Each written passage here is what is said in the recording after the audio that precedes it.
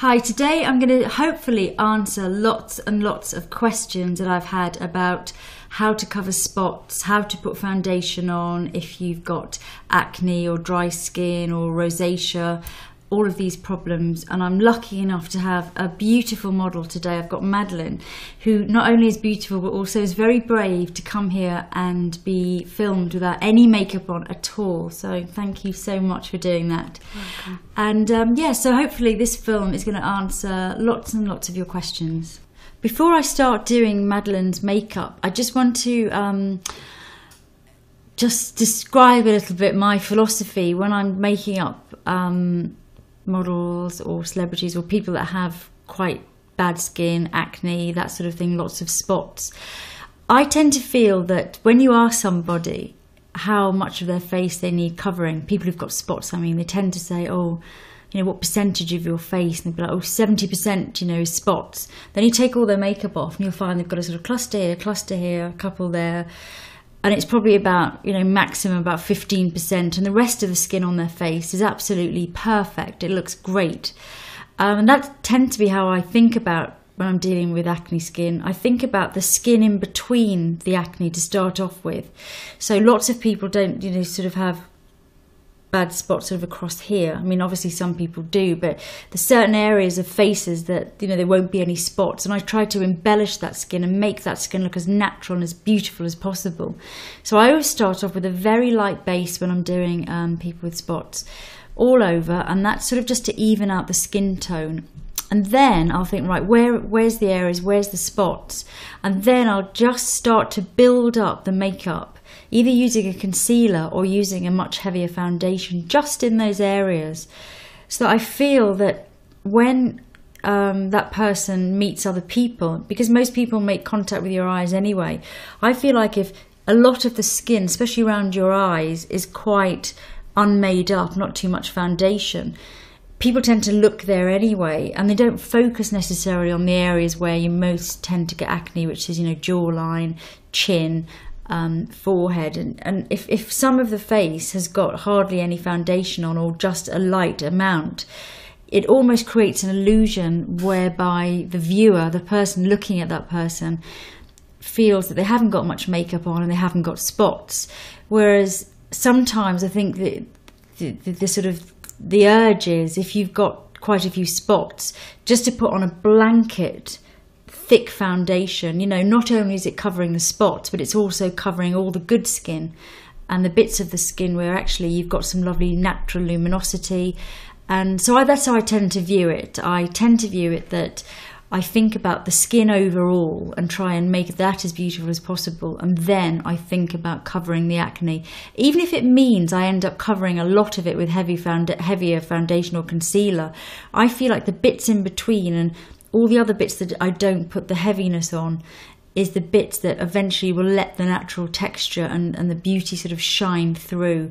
And because a lot of young people have spots, and they're the ones that have the most beautiful skin because they've got the tight contours and the lovely luminosity. And I just hate to feel that I'm just going to put on this blanket, you know, coverage all over, powder, you know, loads of mineral powder, loads of everything, and just deaden everything down. So it does take a little bit longer doing it this way, but I just feel, for me, it feels the right way to do it. It's just my personal philosophy on the whole thing.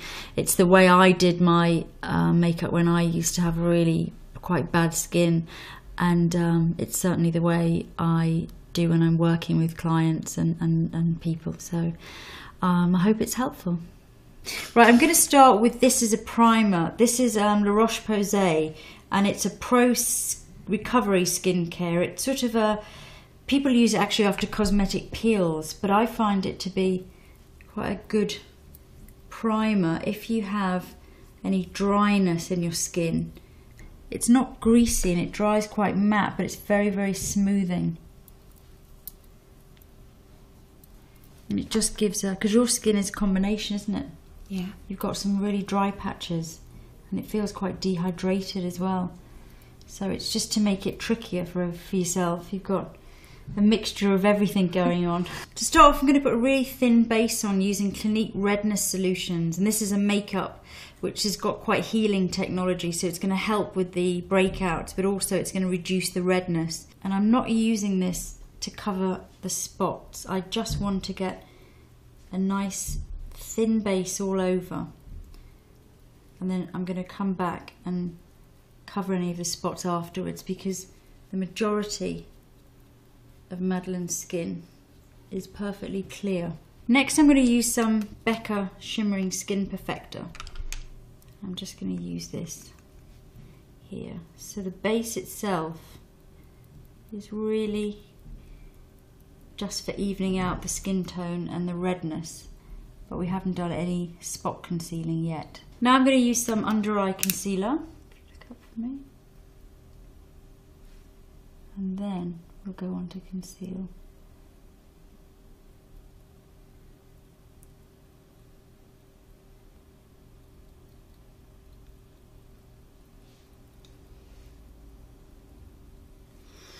Okay, now for the concealer, I'm going to use, Vichy has teamed up with Dermablend, and what Vichy have done is they've sort of started doing sticks, so there's concealing sticks and there's also foundation, and they've made Dermablend more accessible, more usable. It still's got the good coverage, but anyone can use it now. It's much easier to use. I'm going to show you just with the foundation, because we don't need it all over.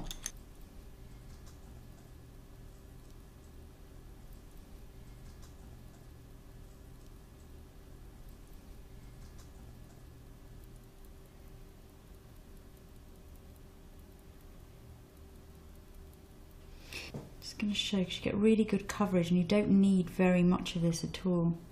Just buff over the areas where there's any spots, but really blending it in with the surrounding skin.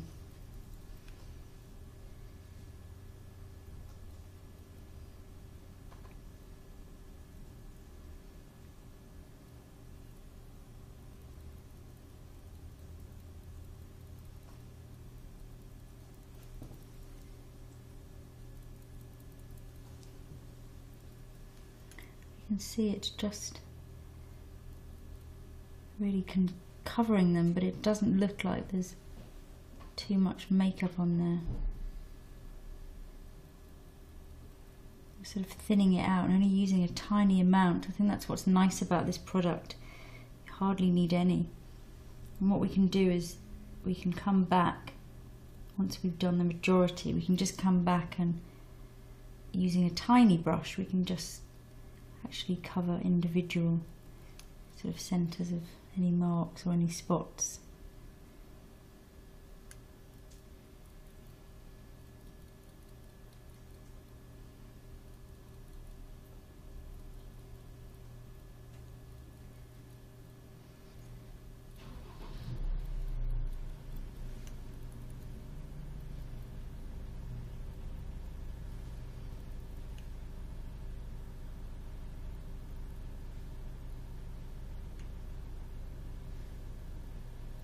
So I'm just literally buffing on the Dermablend just in the areas where the spots are. And because I'm giving it a really thin edge, you don't sort of see where it suddenly turns into much thinner foundation in between. And even on the redder areas you can just apply a little bit.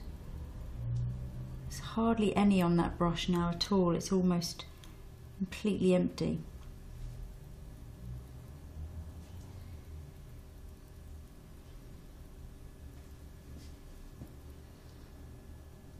Let me just see before I go and do the...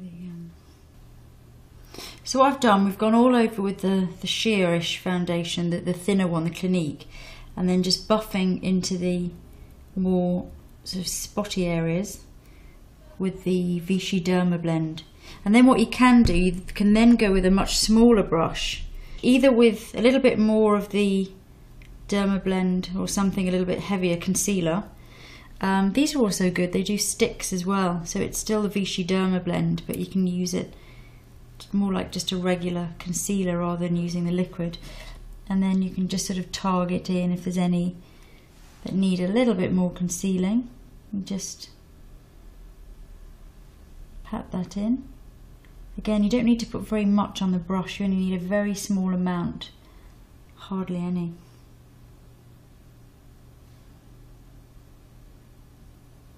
And then the next thing I'm going to do, I'm going to use the powder that comes with it, which is the Dermablend powder. You can use any powder, but I thought I'd try this out. I'm going to use a sponge just on the areas where I've done most of my dermablending, my concealing, just to set that, have a little bit more powder around those areas and then much less on the rest of the face, because I want to cheat the illusion that we haven't got very much makeup on here at all. So I'm just going to set slightly spottier areas first, and then using a brush I'm going to use a lot less, or I can use any powder really, everywhere else.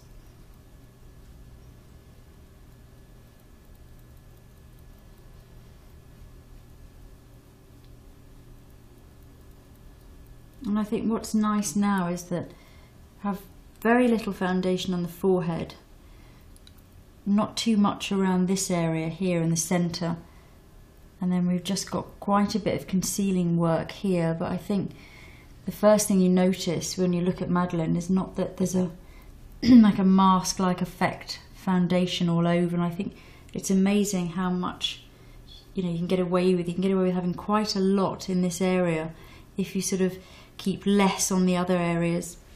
And I'm just going to keep this area around the eyes really clear, and I think that's what's nice about having a little bit of the highlighter on as well there, because it gives the illusion of very fresh, sort of clear skin. So that tends to be how I like to deal with any acne problems. I'm not one for just putting on a really heavy base all over.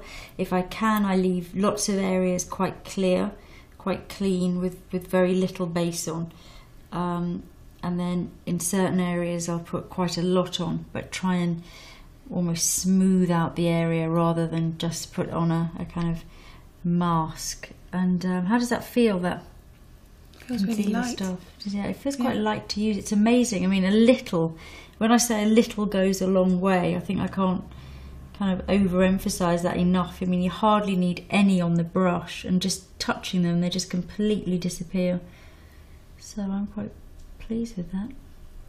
It's flawless. Yeah, you look great. I'm going to give you a look now, but that's for another video. So thank you, Maddie, and thanks for watching.